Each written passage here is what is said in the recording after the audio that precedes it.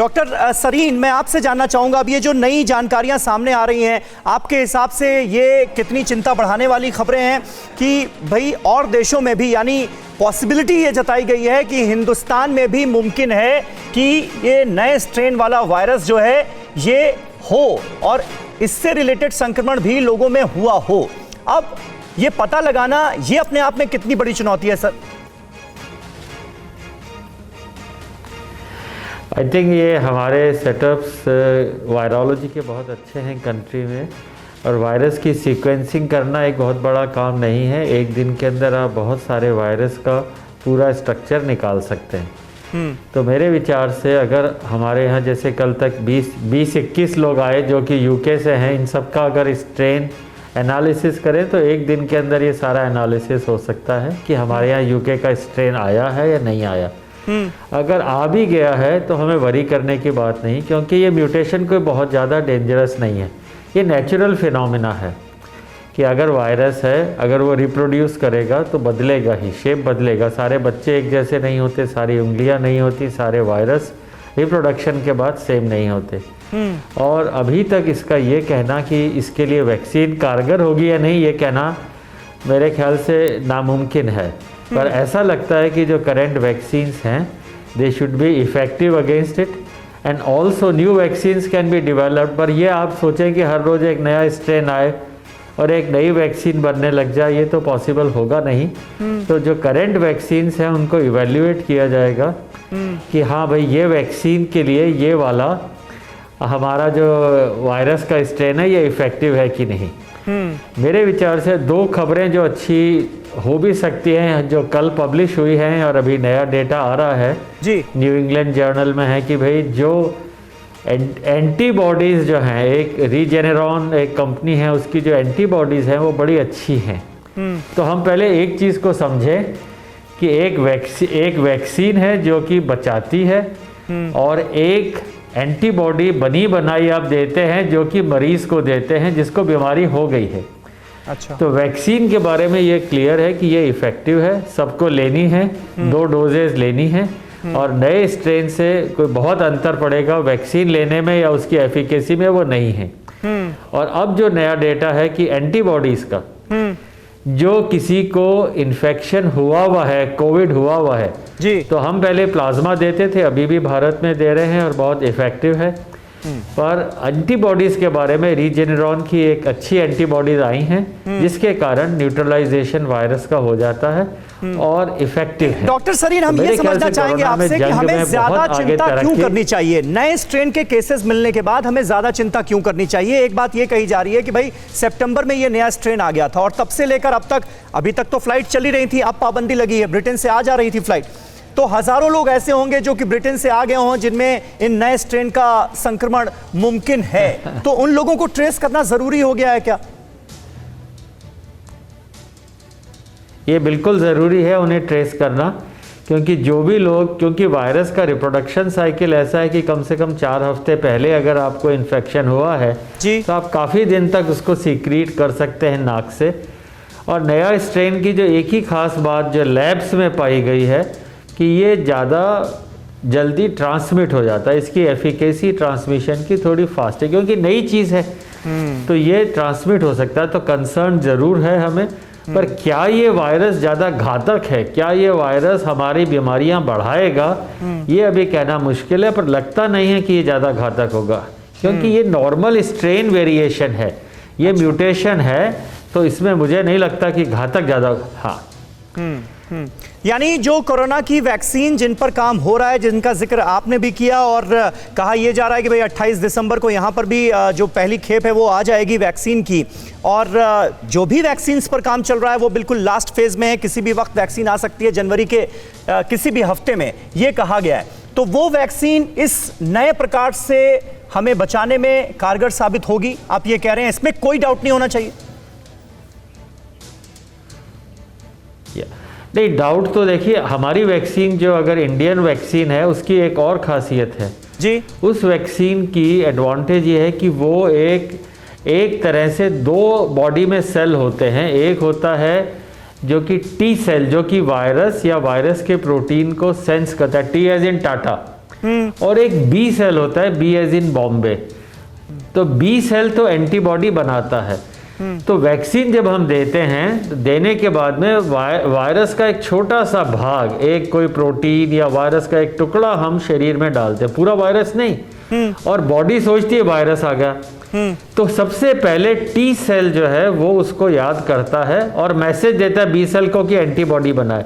तो भारत की जो वैक्सीन है, जो कि हमारे यहाँ एस्ट्राजेनिका की और सीरम इंस्टीट्यूट की, उन वैक्सीन्स में ये खासियत है कि वो टी सेल को बहुत एक्टिव कर देती हैं और एंटीबॉडी भी बनाती है, तो वो मेमोरी बहुत समय तक रहती है। तो मेरे विचार से जो भी वायरस का स्ट्रेन आएगा, भारत की वैक्सीन उसके लिए कारगर होगी।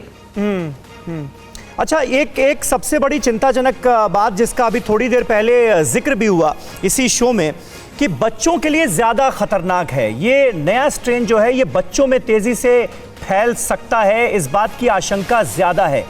ये जो जानकारी सामने आई है, ये अपने आप में कितनी चिंताजनक है और इसके लिए क्या हमें तौर तरीकों में, रोकथाम के तौर तरीकों में कुछ बदलाव करने की ज़रूरत है? देखिए, बच्चे नॉर्मली थोड़ा सा बातचीत में कहना कम मानते हैं, तो वो सारे जो मेथड्स हैं, मास्क पहनना, हाथ धोना या डिस्टेंस रखना, उसका उतना मुस्तैदी से पालन नहीं कर पाते। तो एक ट्रांसमिशन किसी भी वायरस, किसी भी इन्फेक्शन का बच्चों में ज़्यादा हो सकता है। नया स्ट्रेन उनके लिए ज़्यादा वरी समय, ऐसा it is too early to say, but yes we have to protect our elders. बड़ों को ज़्यादा हमें बचा के रखना है और उनके लिए वैक्सीनेशन का प्रोटोकॉल पहले करना है और बच्चों को ध्यान रखना है, और इसीलिए स्कूल कॉलेजेस अभी नहीं खुल रहे हैं। I think it is a good decision.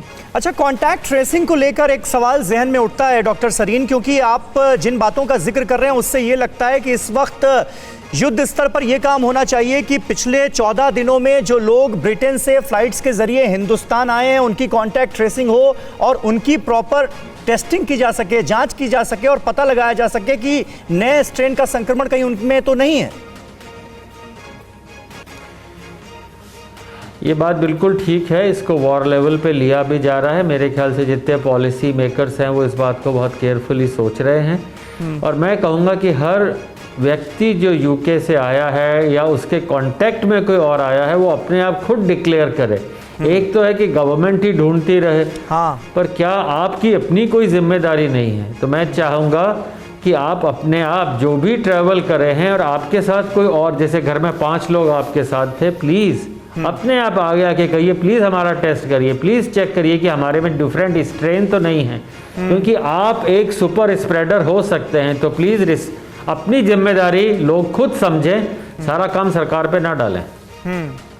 आप ये कह रहे हैं कि जो भी 2 हफ्तों में जो लोग ब्रिटेन से सफ़र करके यहाँ पर आए हैं, हिंदुस्तान में आए हैं, उनके लिए टेस्टिंग बहुत ज़्यादा ज़रूरी होगी, उनको खुद आगे आकर अपनी टेस्टिंग करवानी चाहिए, चाहे उनमें लक्षण दिखाई दे रहे हो या नहीं।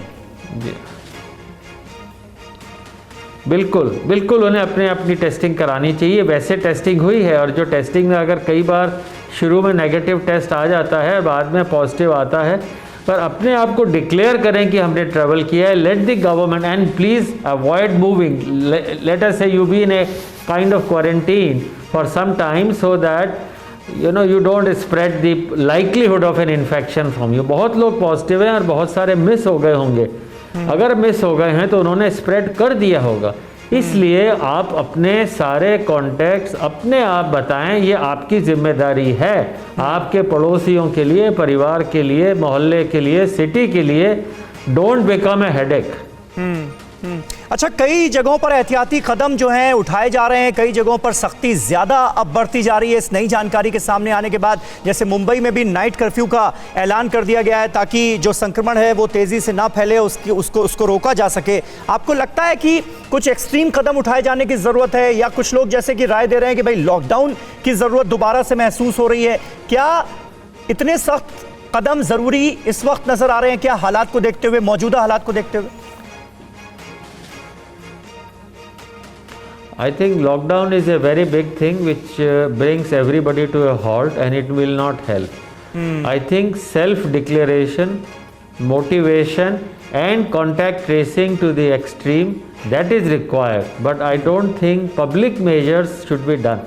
और एयरपोर्ट्स हैं या और कोई भी ट्रैवल का माध्यम है वो आपने अगर दिया है, जैसे आप किसी और कंट्री से आ रहे हैं, यूके वाला अगर कहीं और गया वहाँ से आ रहा है एंड लास्ट 2 वीक्स में उसने मल्टीपल कंट्रीज ट्रैवल किए, तो आप सिर्फ यूके के ट्रैवलर्स को रोकेंगे तो नहीं होगा, हो सकता है वो सिंगापुर, हांगकांग कहीं और से होके आ रहा हो।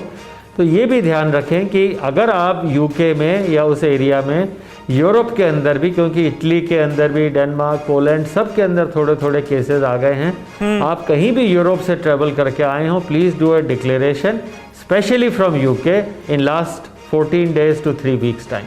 अच्छा सर, एक सवाल और जहन में आ रहा है कि वैक्सीनेशन का जो प्रोसेस अभी तक सामने आया और जो सरकार की तरफ से नीतियां तय की गई हैं वैक्सीनेशन प्रोसेस को लेकर, उसमें ये कहा गया है कि फ्रंटलाइन वर्कर्स जो हमारे हैं, जो हेल्थ वर्कर्स हैं, जो बुजुर्ग लोग हैं, उनको फर्स्ट फेज में वैक्सीनेशन प्रोसेस में शामिल किया जाएगा। ये नई जानकारी, नया स्ट्रेन सामने आने के बाद क्या उसमें किसी तरह के बदलाव की जरूरत है?